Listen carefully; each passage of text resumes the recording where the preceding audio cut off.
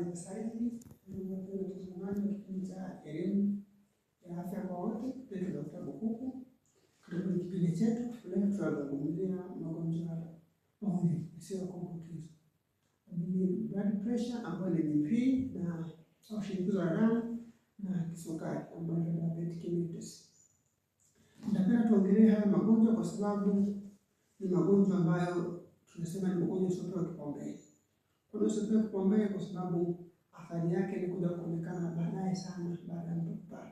Lakini pia ni magonjwa ambayo sio ya kuambukiza, kwa hiyo hayana sababu ambayo inasababisha mtu apate, isipokuwa ni magonjwa ya kurithi ambayo mtu anakuwa nayo kuzaliwa nayo naweza kuibuka baada ya maisha, ni baada ya maisha kuendelea. Wengine wanaweza kupata wala kuona dalili na ishara baada ya miaka 15, wengine miaka 35 na kuendelea. Kwa hiyo ningependa tutazungumzia hayo magonjwa. Asante, nafikiri kwa hapo tutaendelea na sababu gani ambazo zinasababisha magonjwa, tutapata magonjwa kwa video na ukweli.